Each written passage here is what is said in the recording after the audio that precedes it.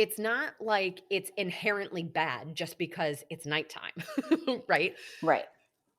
But we want to think about it because the idea that our body is going to function well till 3 a.m. without fuel since 6 or 7, right? We're expecting our brain and our body to perform on empty. Right. And so that's not really helpful either. I think that's like it's such a good point, and it when you explain it like that, it's actually sounds very intuitive. But I think because of these things that have sort of been Yeah, like Oprah told us 7:30. right, but it made me think like when my work schedule was different and I was getting home much later. Welcome to Salad with a Side of Fries. I'm your host, Jenn Trepeck, talking wellness and weight loss for real life. We're here to clear up the myths, misinformation, bad science, and marketing to teach you how to eat and how to cheat. Are you ready? I'm having salad with a side of fries. Hey there. Welcome back to another episode of Salad with a Side of Fries. I'm your host, Jenn Trepeck. Lauren is back with us. Hi, friend. Hey, how are you? Good. How are you? Good. Still virtual. Still virtual. A year-ish later, I still honestly, virtual. like, I know. So, funny enough, Lauren, I gave you today's episode title of It Happens at Night. mm-hmm. And so I have to ask you, what was your first guess of what we were talking about? Like things that happen in the shadows, like, things you don't like to talk about. Maybe something sexual. I don't know. I mean, it could have really been a lot of things. But you know me, I'm willing to talk about anything. So, Right. So as long as you're here, it's fair game. totally right. I mean, I'm willing to talk about anything with you, whether we're, like quote unquote on the air or not. But Right. Well, um, so we're actually just talking about nighttime eating. which I'm willing to talk about also. But Right. And so I want to start this whole thing by saying that over the years, right, the idea of eating at night has been elevated to like this deadly sin, and I think this is such a disservice to all of us. So we're going to break down the details and, of course, like everything, it's not clear, black and white, good or bad, yes or no, right? So we're going to talk about it and dig into it. As usual, before we get too deep, I want to let our members know what you're getting this week. So, first, oh my God, so many goodies this week. Okay, first, you're getting an article called Common Toxins in the Home. oh, So, right? We've talked about this before, um, on a few episodes, but I think this article just does a really great job of explaining like the most pervasive toxins, where you find them, and simple ways to start to eliminate them. probably super relevant now since like I haven't left the house probably in 3 days. Right. So, Yeah, that too. Yeah, especially with the snow, like I'm not walking the way I was. right. Anyway, and then congruent to that, we have 15% off for you from our partner Snap Cleaning Products. Full disclosure, the article does not come from Snap. So like no conflict, no like advertorial as they say, but it is connected. So I got you guys 15% off from Snap. And the recipe, hold yourselves, is for midnight cookies. Right? We're Ooh, talking about nighttime eating. I'm giving you a cookie that you can eat at night. I So love it's that. fitting for today's topic, of course. They're filled with healthful fats. It's the sweetness without refined sugar. And I'm a sucker for like a soft, chewy cookie, which is hard to find in the healthier cookies. I agree. So this one does it. You're going to love it. And P.S., they're super easy to make. So I can't wait for you guys to try them. So if you're thinking that you want this article or the discount or the cookie recipe, all you have to do, Or all three. right, or all three, right, and make sure you're a member. So go to glow.fm/salad with a side of fries. This membership is only $10 a month, and for which you get weekly recipes, a monthly article or tool, extra discounts from me and our partners, plus access to live Q&A sessions. And this month already, You guys, February is a killer month for this membership. We've already given you tons of discounts, and you're definitely not gonna wanna miss out on next week's freebie, like crazy. Literally, the month of February, you make back your whole year's membership in the Oh, offerings just from this month. So, definitely take advantage of this.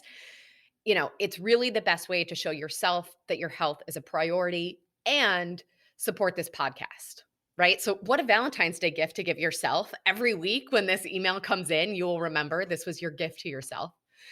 So, one more time, all you have to do is go to glow.fm/salad with a side of fries or click the link in the show notes. Once you're there, it's 3 clicks. You click support now, you enter your email, your payment method, and then subscribe. Okay, so maybe 4 clicks, whatever. That's it. All you have to do to get the Common Toxins in Your Home article, 15% off from Snap Cleaning Products, and the recipe for the soft, chewy, delicious midnight cookies. love it. Legit, so good. Okay, so let's get into it. And I think the place to start is really like why eating at night got such a bad reputation. Yeah. I have so many questions for you. So I'm really holding back already. Okay, Um, don't forget them. no, I won't. I won't. Okay.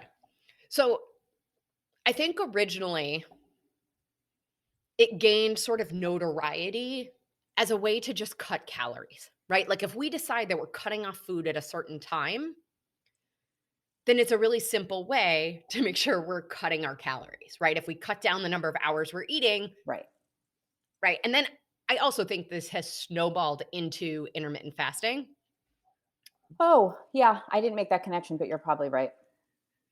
And We've also talked a lot about like bad diets on yeah, various when we're talking about various topics, and I think that in some way has played a role, or there's some interaction between the two, because so many of those fad diets are very restrictive, yes, like within certain times of day or within meals, right? So you are having like a shake, or you're having right a bar, or you're having whether maybe it's like a pre-made or pre-portioned meal or something like that, and then that's it, right? Your food's over for the yep, day, your intake is done. So it's sort of like there's the cutoff.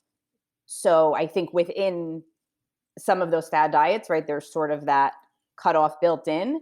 yeah. The other thing that came into my mind when you told me the topic, and I knew it wasn't about like vampires or sex, um, it, um, I kept, for some reason, I don't know if I like watched an episode, or because I was never like an avid Oprah watcher, but I remember I this was whole big just thing gonna about say this. I remember this whole big thing about Oprah being like, "Oh, I lost all this weight when I stopped eating at 7:30." Yes. It's so vivid in my mind. So it must have been in the news. It must have like, I mean, It she's was Oprah, so still, but right, it was Oprah, and so everybody started being like, "Well, if Oprah does it and Oprah lost a ton of weight, then that's what I'm gonna do." Right? And the yeah, truth is there was some science that a bunch of studies sort of collectively demonstrated that what happened in our body to nutrients eaten at different times of day were different. okay, So the same meal, for example, the same meal eaten at night versus the same meal eaten during the day have different impact on the body. And I can so, that makes sense to me. yeah. And so the studies basically said that eating these, certain things at night, although these studies didn't tell you what those certain things were. It was just like a meal. Um, but the study said, eating at night may lead to overeating, weight gain, potential metabolic consequences, right? And so Okay, therefore it was just suggested that food consumed at night prior to sleep may have adverse effects on health. right. Like a real blanket statement with no specifics. Well, I mean, the specifics would be, sometimes it could be disturbed sleep. Like maybe you eat something and it gives you some crazy dreams. Right, Sometimes poor digestion. right, Sometimes, additional weight gain, increased blood pressure. And because of the sleep impact, it could sometimes impact our mood or our right, mental health like the following day, right? right. So, I would also think, and I mean, you will know the answer to this certainly better than I would, but I would also think that certain uh, what you just said about, right, eating certain meals, or certain foods, right, different times of day. I would also think that would impact different people differently, right? Yes. Like a Yeah. right, someone who's diabetic, right, or has some sort of, insulin resistance or something like that, right? They have to be much more careful with respect to things that would, right, impact their their sugar and right, things like that. Whereas um, somebody, like me, who I don't really have any food sensitivities, right? I probably would have the flexibility to experiment more at different times of day, or eat things in a more, balanced way. But Yeah. I would guess that certain people, maybe even without any medical sensitivity or condition or anything, it's going to affect people in different ways. Yeah, for sure. And we'll dig more into sort of the circumstances that lead us to eating at night and how we can sort of tackle each of those things. Because sometimes it's really just our schedule. Like sometimes we're, Right. just dinner isn't happening till 9 or 9:30. So Right. we'll get to that in a second. I want to, this is early in the episode, but I want to give you guys this takeaway. And so we want to think about, instead of cutting off food at a certain time because the clock says it's a certain time, we want to think about it a little more logically and cut off food based on our bedtime rather than based on the clock time, right? Okay. So we'll get back to the clock once we know the bedtime, right? So in general, my recommended guideline is finish with food like 2 hours, maybe 2 to 3 hours before bed. Okay. So if your dinner is at 6 or 7, but you're not going to bed till 2 or 3 o'clock in the morning, it makes sense that you are going to be hungry at 11, Right. right? So it's not like it's inherently bad just because it's nighttime, right? Right. But we want to think about it because, like, the idea of, we're going to bed without fuel isn't necessarily helpful for our body either. Or the idea that our body is going to function well till 3 a.m. without fuel since 6 or 7, right? We're expecting our brain and our body to perform on empty. Right. And so that's not really helpful either. I think that's like, it's such a good point, and it when you explain it like that, it's actually sounds very intuitive. But I think because of these things that have sort of been Yeah, like, Oprah told us 7:30. right, Oprah tells you something, and you're like, God damn it, Oprah! Like, stop Right. saying things, because then I believe them to be like gospel. But it made me think, like, when my work schedule was different and I was getting home much later, it was I was very inconsistent with when I was eating dinner, right? Sometimes if I was hungry, I would order and eat at work. Then I would, get home sometimes 8:30, 9 o'clock, and I was like ravenous for another meal.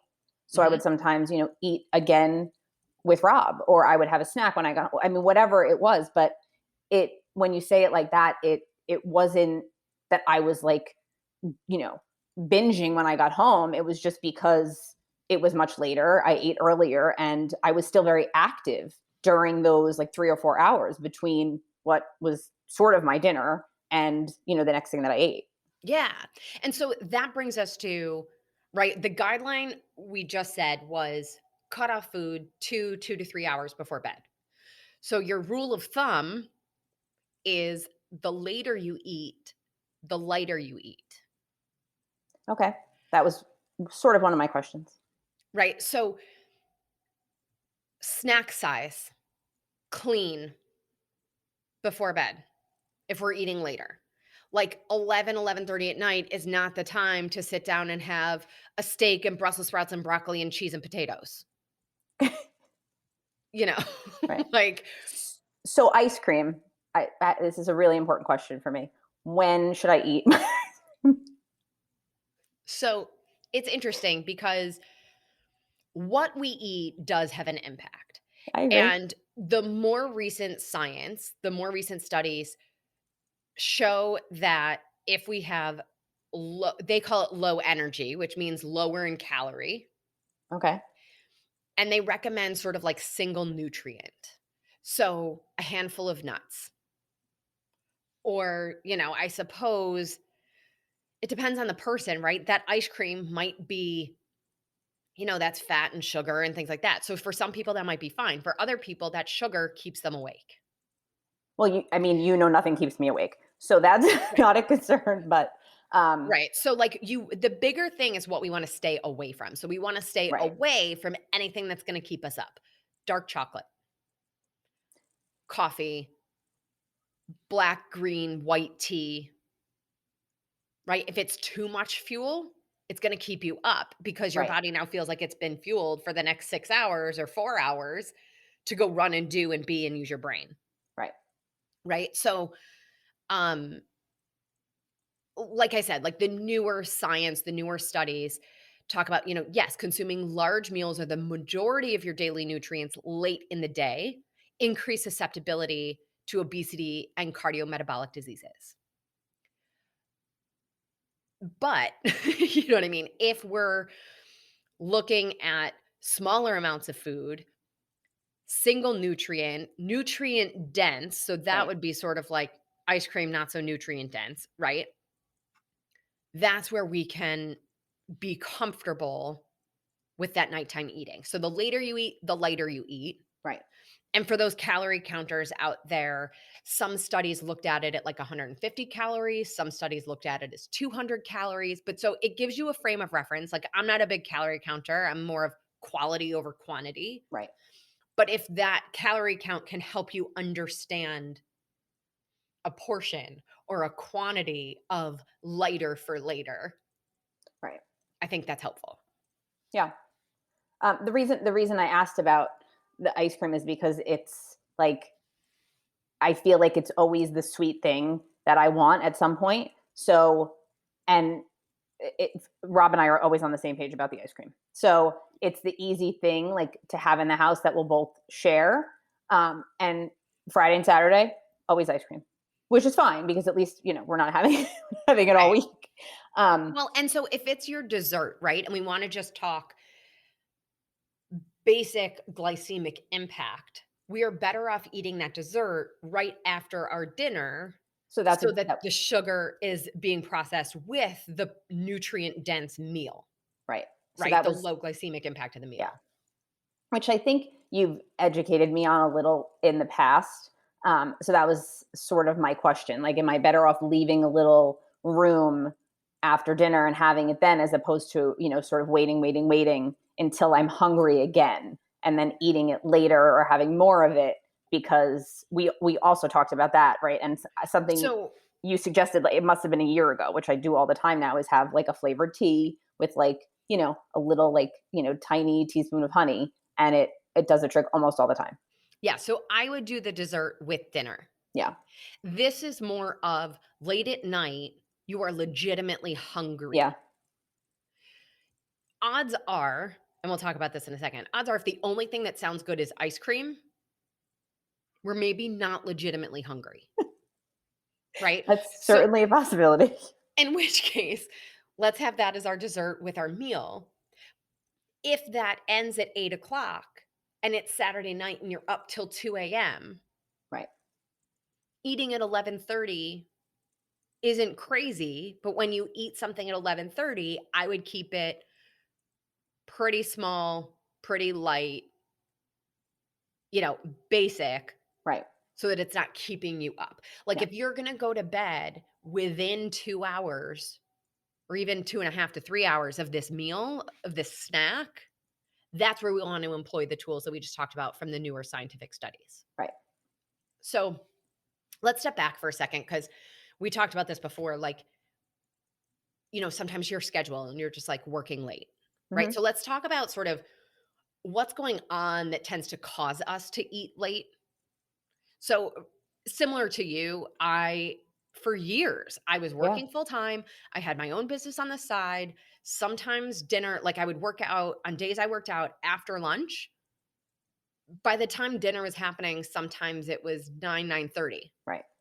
And if I didn't have groceries and ordered food at 9, it Right. maybe was Yeah. 10, you know? Um, Sometimes I think we just have lunch later and then we're not hungry at like, quote, dinner time. Yeah.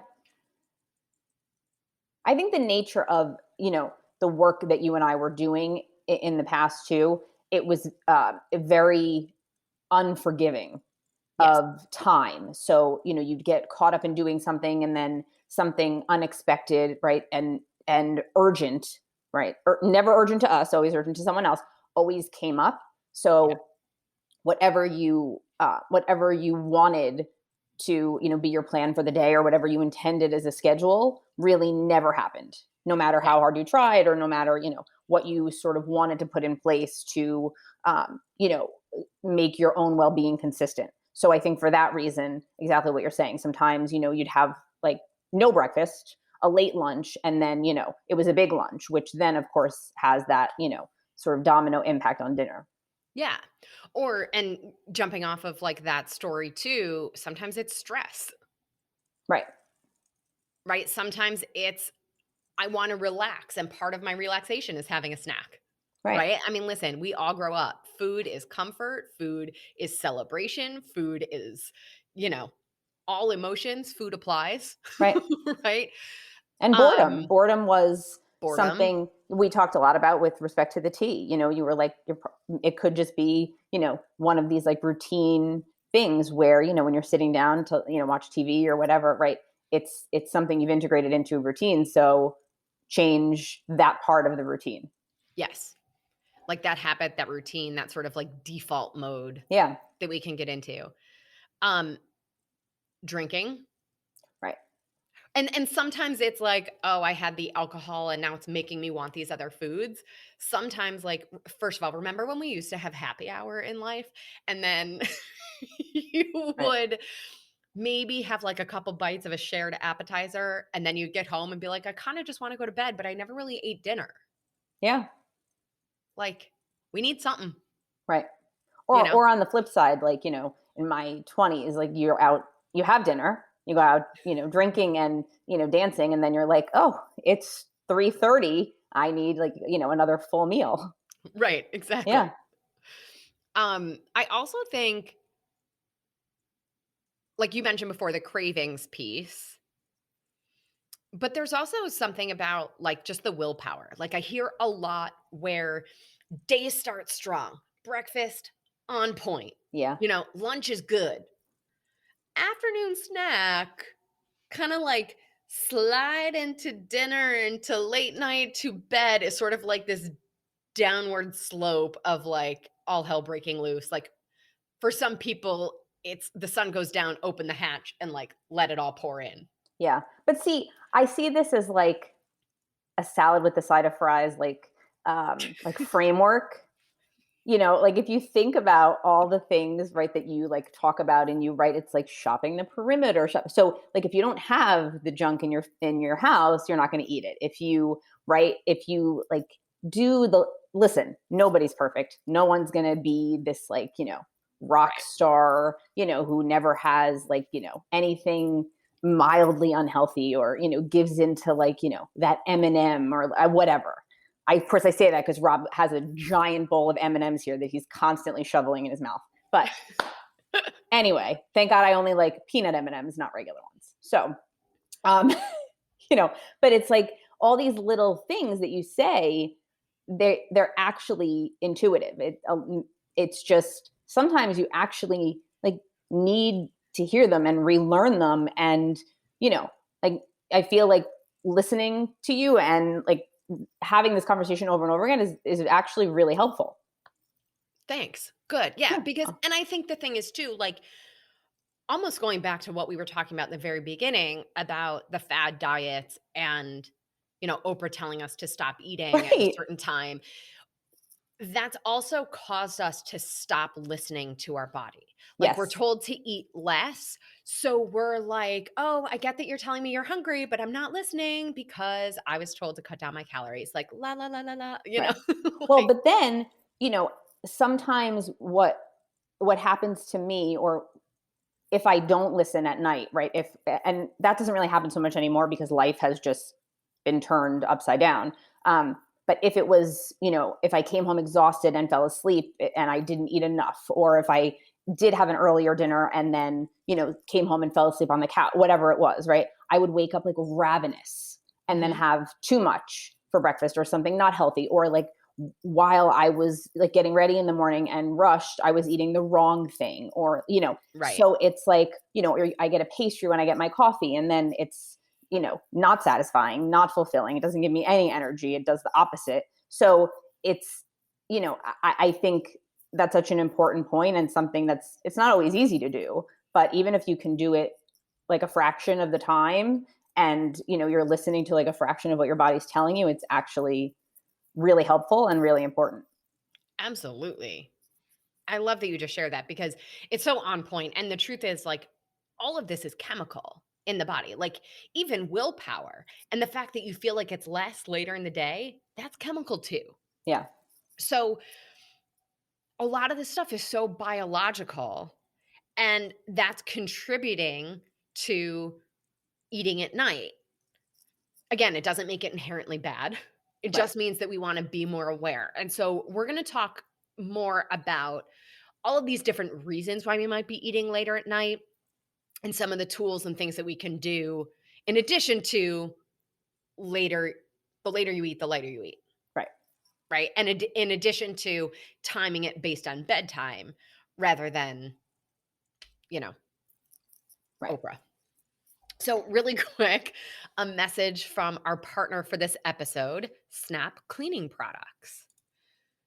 Make household and industrial cleaning a snap with their eco-friendly, economical, multi-purpose Snap products.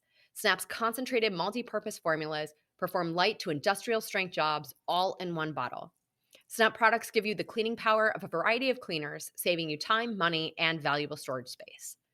And Snap products are developed with the environment in mind, using plant-based ingredients that are biodegradable, phosphate-free, non-toxic, and bottled in recyclable containers. So it's particularly interesting with Snap because, the article that I'm sending you guys, right, was about toxins in our home. And SNAP actually stands for Safe for Nature, Animals, and People. And I always remind you that the SNAP 2 cleaner disinfectant meets the EPA's criteria for use against COVID-19. But I have to bring up a product from Snap that I mentioned this a long time ago, but I was just recently reminded of how well it works. So, quick story. I poured myself a glass of wine, and it was like this amazing red wine from like my favorite place in Napa, and had the glass on the coffee table, Uh-oh. watching TV. It must have been my dinner that arrived because the buzzer rang and I got up from the couch. I must have hit the glass or I created so much wind that I was so excited about my dinner. The glass goes flying. Like, glass is broken, red wine is everywhere all over the rug. Like, as if that wasn't devastating, like, I hadn't even taken a sip yet. Like, it was just traumatizing all over. So, anyway, I used the Snap SOS spray. Hmm. So, SOS stands for smoke, odor, stain. You guys, the red wine came out of my rug. Like, this stuff is amazing. And if you procrastinate laundry like I do, you can also spray it on your laundry before you throw in the hamper.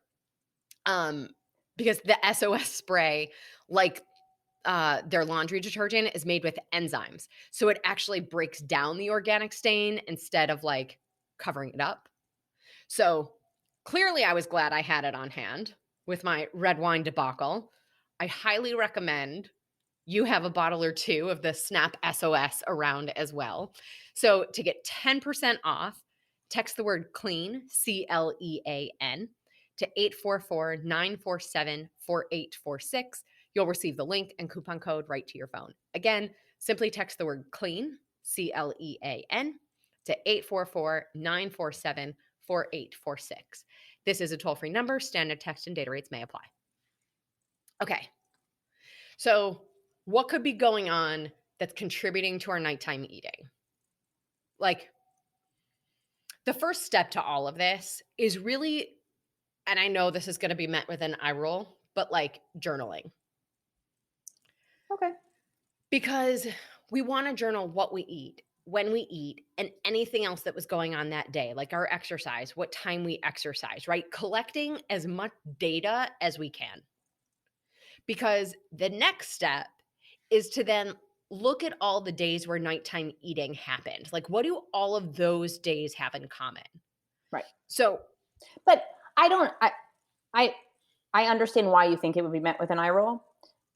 And maybe a couple of years ago I would have been like, "Oh my god, I'm not doing that." Like that's, I'm not writing down everything I eat, like whatever. But something I keep track of in that way, always, like in excruciating detail without fail, are my migraines. So yep. if it's something, right, if you compare it to something else and you think about what you are hoping to achieve by doing it, and right, if you say, okay, well, why do I do it for my migraines, right? Because it's something that I want to learn more about. Right, for me, obviously, in that case, it's something I want to avoid happening, right? So I need to learn the patterns, I need to learn the triggers, I need to, right? So when I get one, I do write down what I ate that day. So Yeah. if you want to make the change, if you want to invest, right, in your health in that way, with some, with nutrition, right, and eating patterns, then you have to learn what it is that you're doing and where you have to make the change.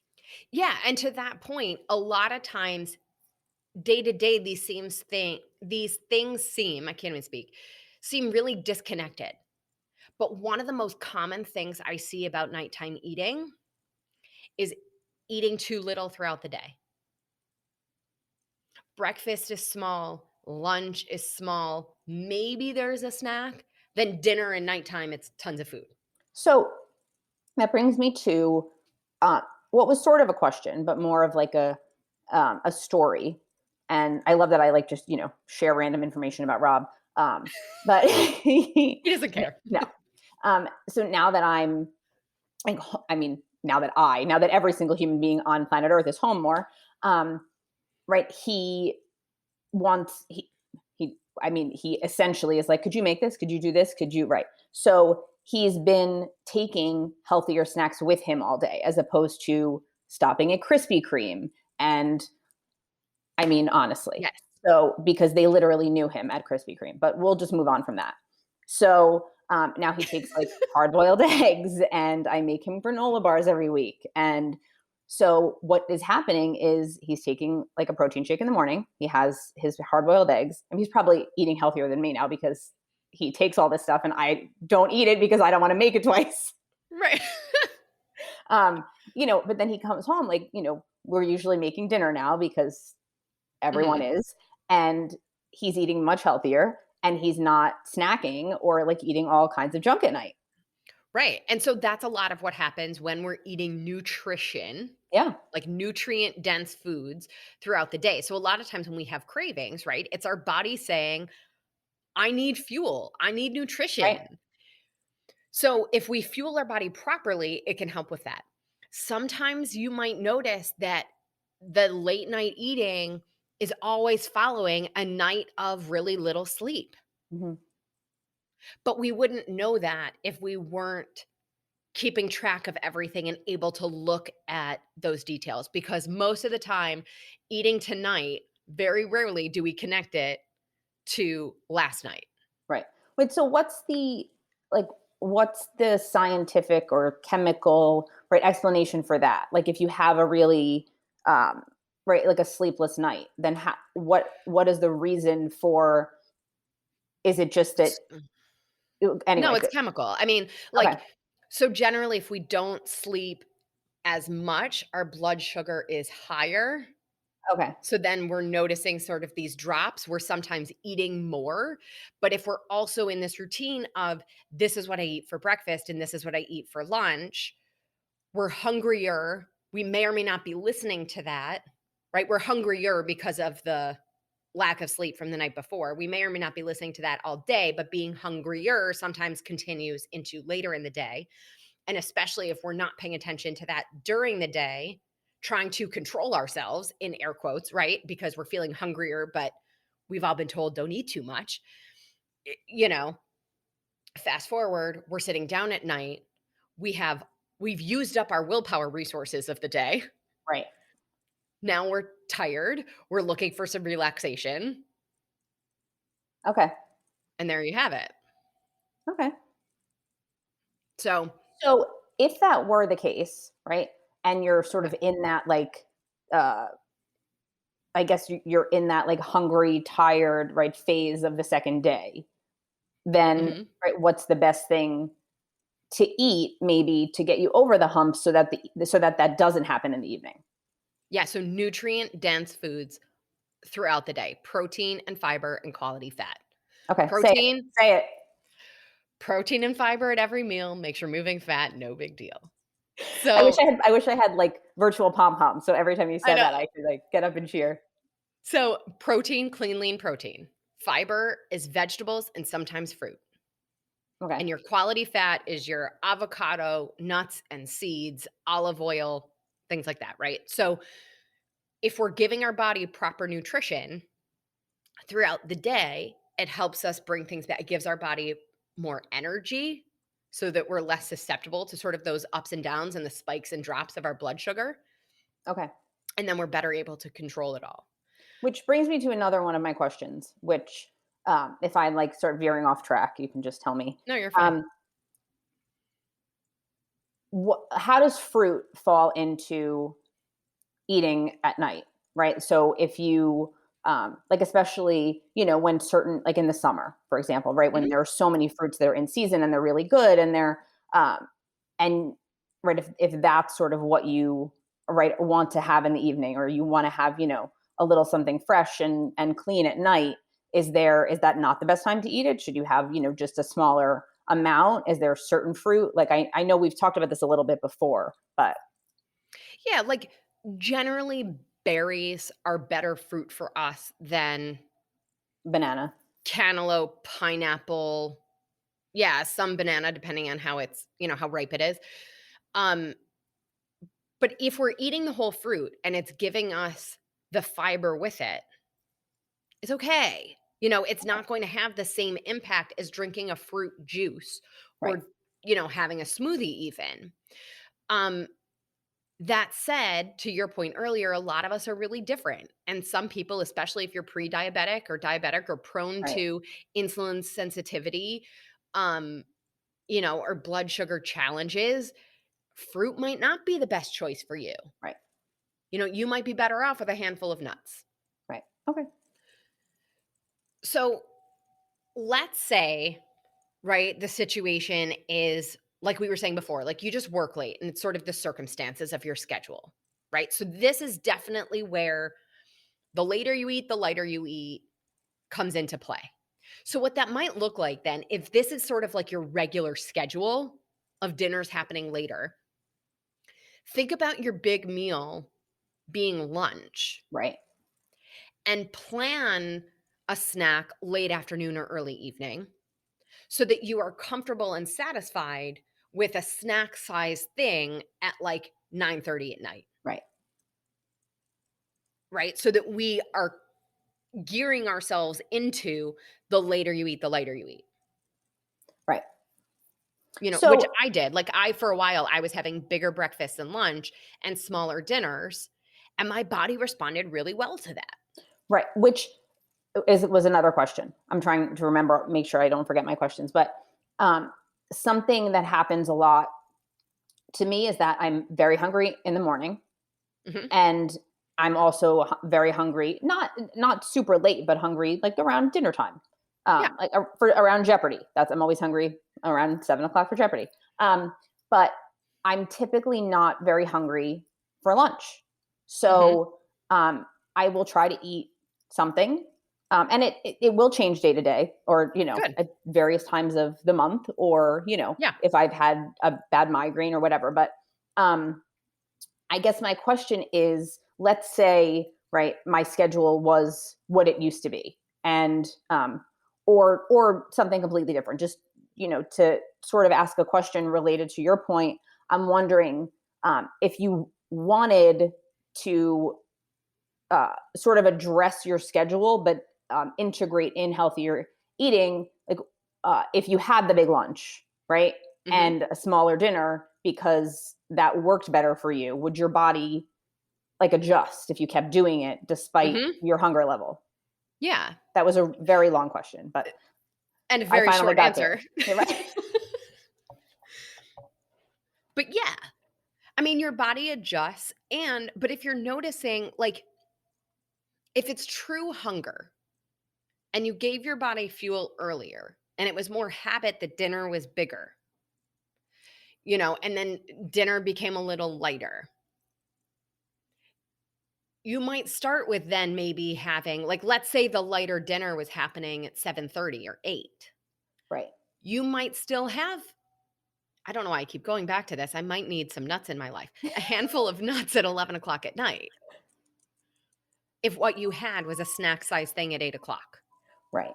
But if what we're having is a handful of nuts at 11, we could still go to bed at 11:30 or midnight. Yeah. Right. So it still sort of goes back to timing it with bedtime, pay attention to how you feel. And the later we're going to eat, like the closer to bedtime that we're going to eat, keep it smaller, single nutrient, and maybe more healthful fat Okay.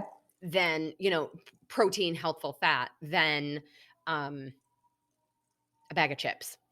Right. Or ice cream. Yeah. Or ice cream. Right. Okay.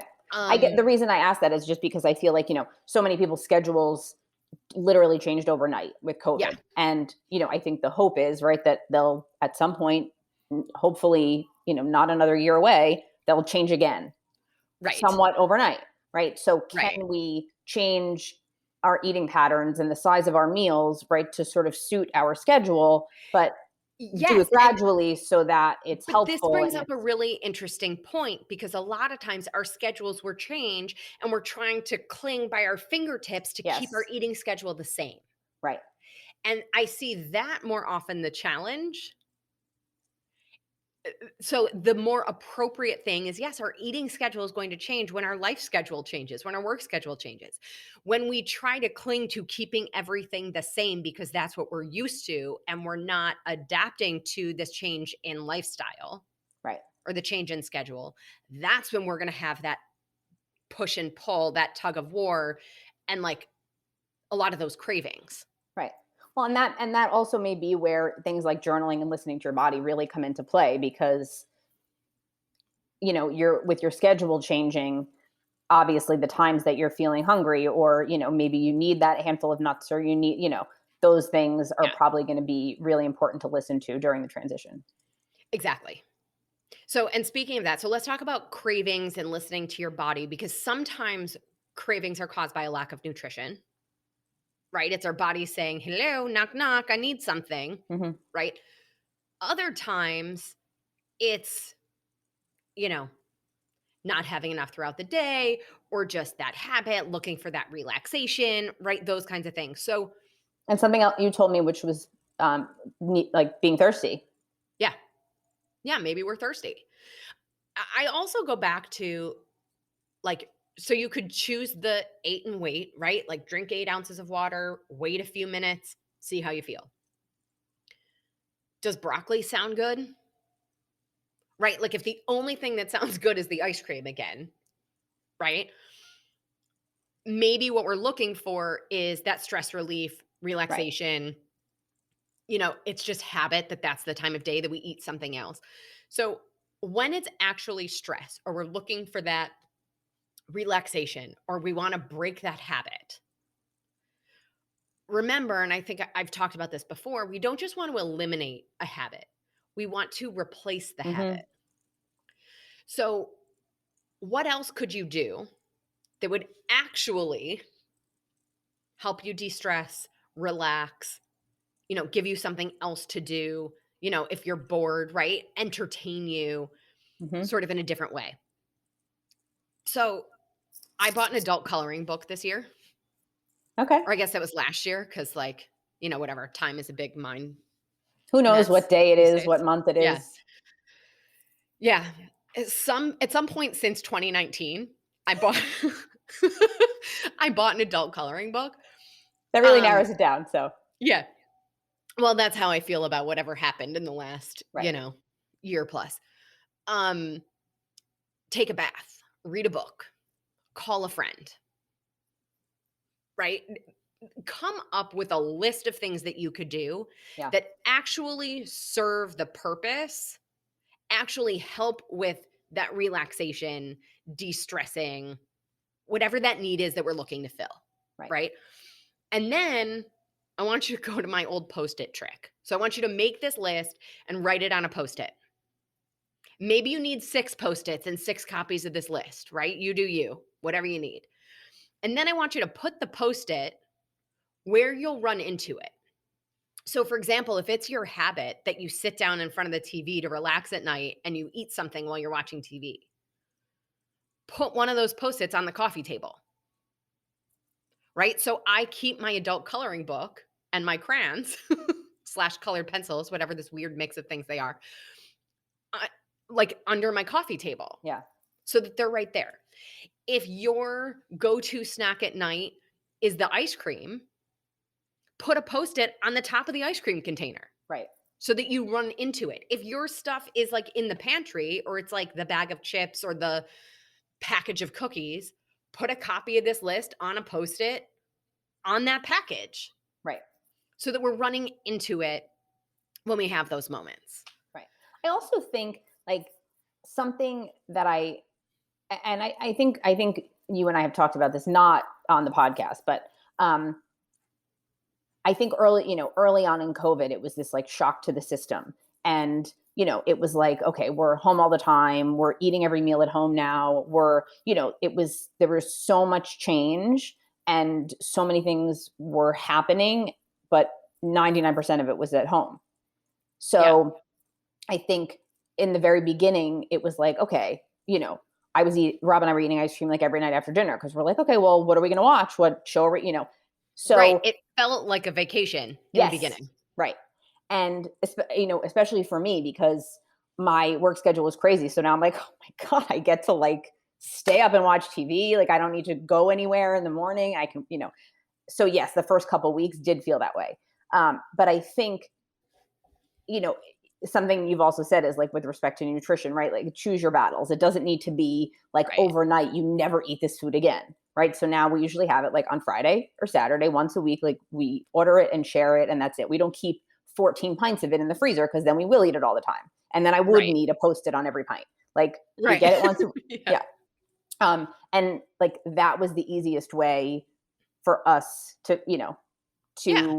right, to choose the battle to, once a week, like to have something that we enjoy, but not for it to be this like willpower fight every single night where after dinner we're like, clenching our teeth Yeah. because, we want it and it's there and we shouldn't have it. So, Right.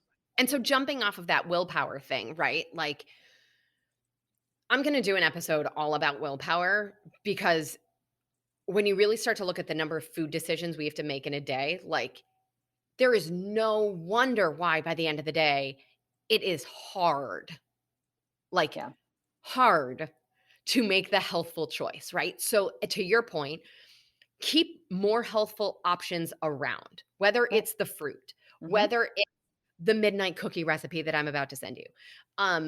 Have those things around that you can go to so that that also helps us, right? With that habit and routine thing. Right. And that willpower piece of it. And the more we can set up our environment, like what you guys did with the ice cream, the more we Mhm. can set up our environment to support the healthful choices, the less willpower required. Right. Shop the perimeter. I swear. Right. It's like, again, it's such a simple thing, but it works. Yeah. Like if I know I'm going to have a busier week, I'll pay the extra dollar for the celery that's already cut up because Mhm. then, you know what I mean? It's less for me to do and I can, throw it in a bag or, you know what I mean? If I'm running, if I get home at night and I need a snack, it's already there. I mean, I happen to love celery, so it's like an easy thing for me. You know what I mean? If I have to have it with hummus because it's just something Yeah. like if I always have it, then, it's something easy to grab. But Yeah. that's And just I an just have to, example. yeah, no, I listened to every word you just said and I just spilled water all over myself. At least it wasn't red wine. Totally. At least it wasn't red wine. I need straws is the moral of this story. Okay. So really quick, two things that you're probably not thinking of that are contributing to your nighttime eating. Okay, first one, you're actually just tired and it is time for bed. So think Okay. about it. We eat dinner, maybe it's 8 o'clock. Maybe now it's 11:30. And you're like, I'm kind of hungry. Yes, because your body is tired and you are not going to bed. So your body is saying, well, if I'm going to stay awake, you got to give me something because I'm tired. Right? The Right. same thing that happens really when we don't get a good night's sleep and then we're more hungry the next day. Right. I mean, Right? as human beings, we really like are not great at reading signals, right? Like we really Right. just generally need like a course on signal reading. So why not like our own bodies? I mean, right? Exactly. Like Exactly. when we're like learning about relationships, you're like, this guy must be into me. And then you're like, nope, Totally. definitely not. Right. So I mean, it makes total sense that you're misreading your own body. I mean, Well, it's not and in that case, I wouldn't even so much call it misreading. You are getting hunger signals because your body is tired, yeah, but you're okay. not going to bed.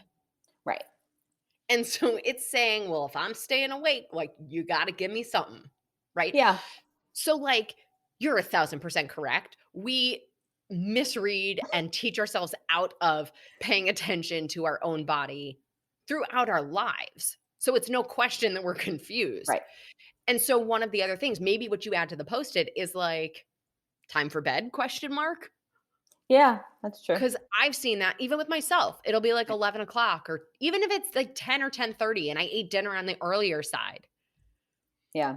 and I'm starting to get Or hungry again. try It's it. like, Like, I really just need to go to bed. right. Or, something that I like my approach to migraines for the last 30 years has been if it's not a pharmaceutical, I can give it a go. Mhm. If it's like and I mean, thank the Lord, right? Because I found magnesium, but I mean that's sort of right if it's like eliminating a food or if it's some Right, stretch or whatever, right? If it's something right. that's not going to harm me in any way and it's not something, a new medicine, like there's absolutely no harm in giving it a try. So if it's something like going to bed 30 minutes earlier or an hour earlier, so what? Yeah, Do it. I mean, yeah. especially now, See like, what happens. Right, right. exactly. The worst thing is you're going to say, well, I got up an hour earlier because it was too early for me. Right. Best case, you're going to be like, oh, that really helped. I get it. So now I'm going to go to sleep an hour earlier. Yeah. So then the other piece, similar in this vein, that you're probably not connecting to your nighttime eating, is screen time at night.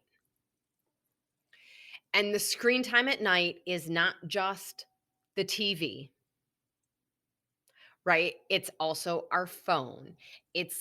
Are we reading, even if you're reading a book on your phone, right? Or even like, do we have super bright lights overhead? So backing up for a second, the blue light of screens, whether it's the iPad, the phone, the television, the computer, right? All blue light on the light spectrum is very close to daylight. Hmm. So the cones and rods, like the things that receive lights in our eyes, are getting more or less daylight, but our brain and our biochemistry is going nighttime, nighttime. So how does it reconcile those two things? Right? The body is tired and wants to go to sleep, but the eyes are saying, no, it's time to be awake. It's daytime. Right. This can That ultimately, reconciliation is give me food so I have energy to be awake.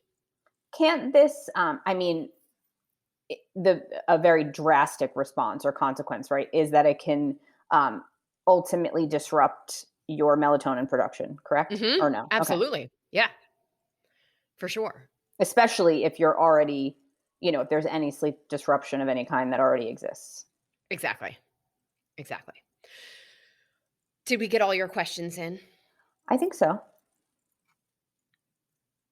Oh, You know what I Actually, used no, I have one more, Okay, but okay, go, and then if this isn't the same question, I'll tell the other thing I just thought of. what are the best? I think I probably know the answer, but I want to be sure. Um, like if there were one or two foods that were right for just the average person that were best to eat, right, like in the morning and midday, right? So we know, right, like lighter and right, like healthier fats, things like that, right, to eat if you want to snack at night. But what's the best thing to eat in the morning? What's the best thing to eat midday? Since we're talking about right, like different times of day. Protein and fiber at every meal makes removing fat no big deal. Okay, that was a gift. That was a gift. You're welcome. Okay, thank you. The other thing, like going back to like what they used to tell us about going to sleep was like drinking warm milk before bed. Yeah. Do you remember that? So it's sort of not really science. Like the drowsiness is more likely just from the fact that like something warm and a full stomach Okay. versus something actually like chemical about the milk. Okay. So, you know, So if technically, it like, makes you happy, okay, but like there isn't real science about something to warm milk. but if there's something to like the warm liquid, right? Yeah. Then technically, a not like a decaf tea would have the same Yeah, like impact. a chamomile tea Right. or, you know, something where there's zero caffeine. Like a warm liquid would have the same impact or something that, you know, like maybe it's a couple bites of chicken, you know, like something that's Right. sort of like single nutrient a little bit so that you're not going to bed like, you know, totally hungry to the point that it's distracting, Right. you know. All right. So there you have it, you guys. Nighttime eating, it happens after dark. Right. Right. Or it That's the happens at best night. title. It happens at night, Right. right. Um, okay, so are you ready for our nutrition nugget? Yes. All right. This week we are talking about fermented foods. So we Oh. mentioned, yeah. So we mentioned fermented foods when we've talked about probiotics and FODMAP, and even when we talked about pickles, actually. So I've been promising you this. So we're gonna dig into just fermented foods a little bit more. Um, I was recently, like the other day, on a webinar with Dr. Frank Lipman. So some of you may know who he is. Anyway, we were talking about fermented foods, and some people asked, what is that? So let's just start by answering that question, right? So fermentation is a process that involves the breakdown of carbohydrates by bacteria and yeast. The result of that is like a tart flavor that we make, you know, that we notice yogurt, cheese, sauerkraut, right? And basically what happens, so natural bacteria feed on the sugar and the starch, and that creates lactic acid. So what happens in the body is that this can help aid digestion. Because it's supporting gut health, it can lead to better support for our immune system. And there's some evidence, therefore, that it can help you lose weight. So studies suggest that consuming these foods also improves skin health, mood, and potentially alleviates some symptoms of like IBS and things like that. Now, fermentation as a process is like classified based on the microorganisms used in their manufacture, like in their make. So there are different ones if, you know, it's like from lactic acid bacteria, right, which we would see with dairy, or from vegetables, which gives us like sauerkraut and kimchi, or cereal, which gives us like sourdough bread. Even meats like salami is Mhm. fermented. Really So, yeah. fascinating. Okay. So, I you have a know, lot of questions already. So right. Okay. So, these bacteria, though, right, create different sort of the various foods. The other main group of fermentation microorganisms are like fungi, right? So yeast. And that's where it comes into like baking, brewing, winemaking. So you may have heard that like wine, beer, alcohol are on the list of fermented foods. brewer's yeast, right, Um is in beer. yeah. Yeah. Um Also like soy sauce, miso, tempeh, right? Those qualify. So, but the catch is, right? Not all fermented foods contain live cultures because many products are then processed after the fermentation. So, like pasteurization, smoking. So, there's like where your salami, that wasn't English, where your salami, Okay. then no longer sort of gives you that same benefit. Baking, any kind of filtering, processing that happens after the fermentation kills those live microorganisms. I think you might have just answered a question. Oh, good. So that's why, right? Like consuming soy sauce, like beer, wine, bread, and chocolate, like aren't giving us the probiotic benefit of fermented foods. Womp, too bad. If only. So the foods that are most likely to still contain these live cultures are kefir, which is like dairy, kombucha, although studies are still out, sauerkraut, tempeh, natto, which is made of like boiling and fermenting soybeans, Okay. miso, kimchi, some pickles. What kind of pickles? So, well, they have to be fermented rather than pickled, right? It I got depends it. on the process of how they're Okay. made. Okay. So, why do people talk about eating them? Right. Like I mentioned this a second ago, that probiotic benefit. So, fermented foods can be an important dietary source of live microorganisms. So, foods, this sort of goes back to like centuries ago.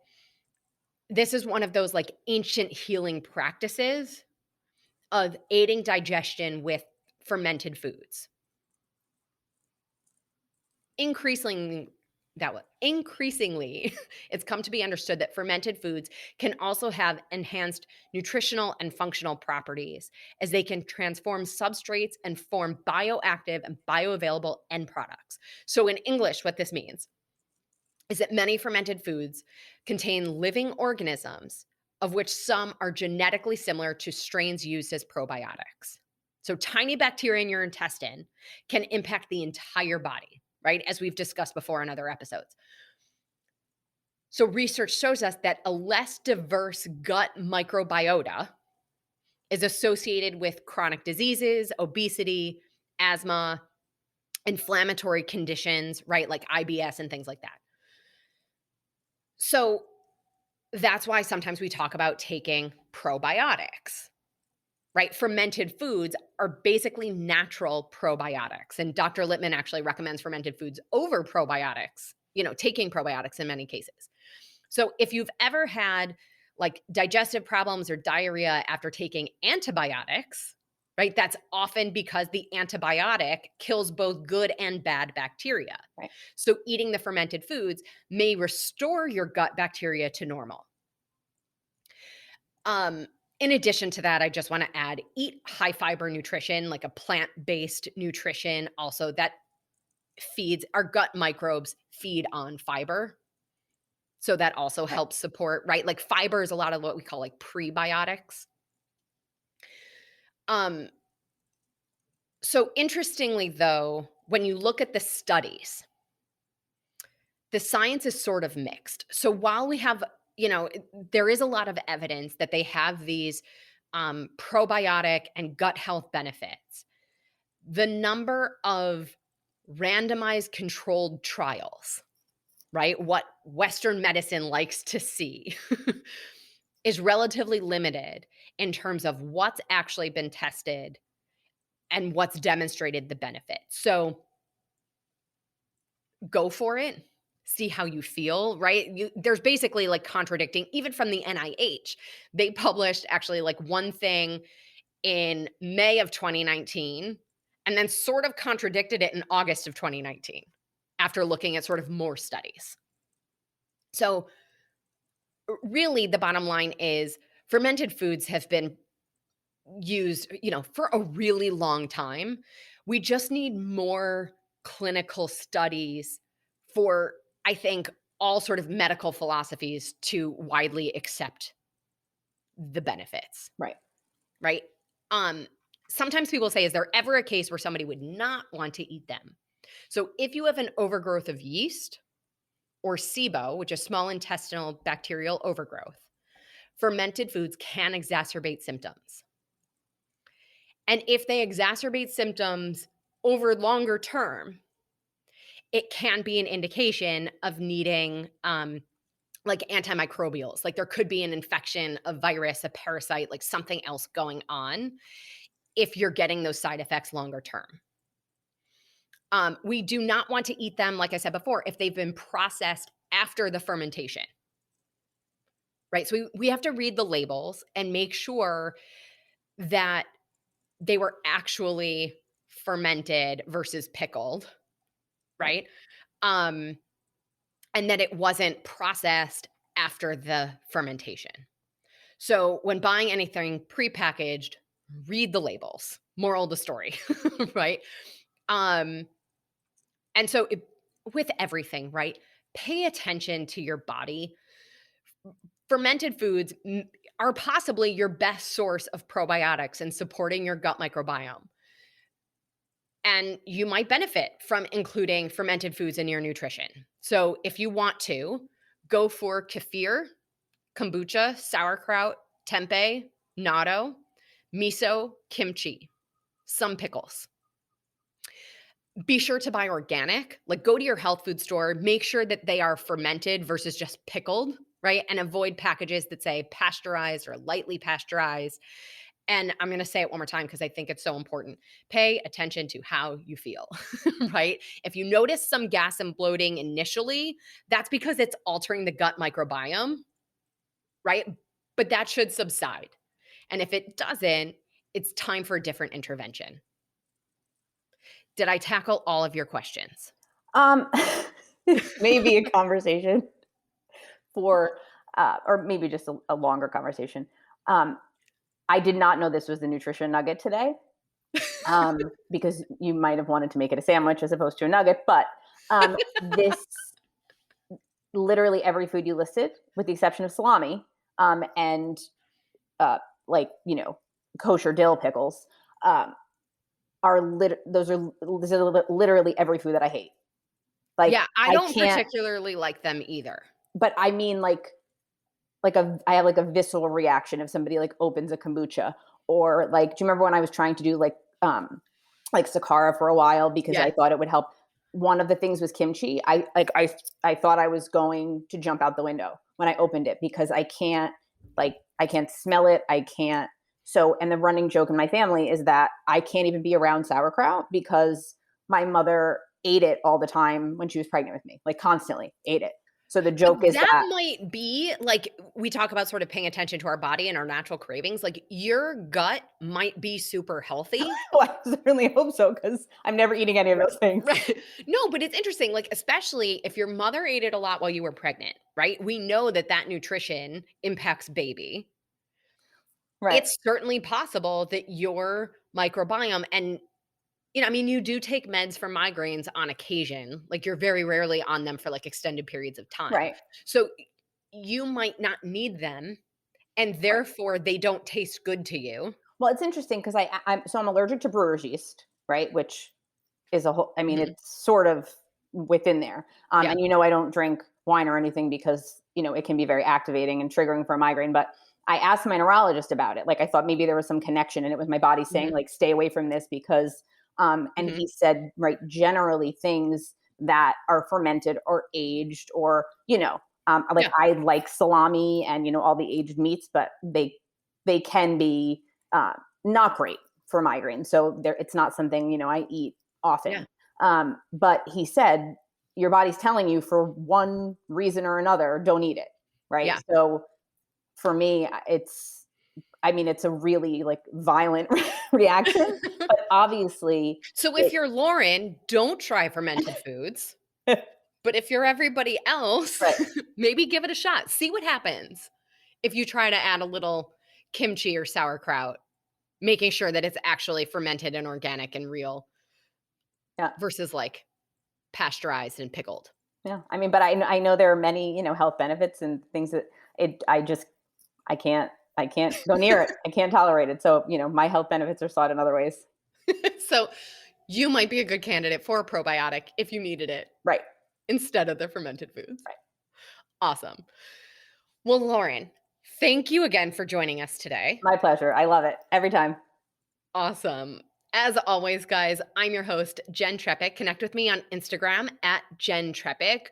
Our Facebook group is the same handle. Really, like every platform is the same handle, so you will find me. And this is your personal invitation. Consider this your personal invitation to send me a message. I can't wait to hear from you, your key takeaways, your ideas, your questions, all the things.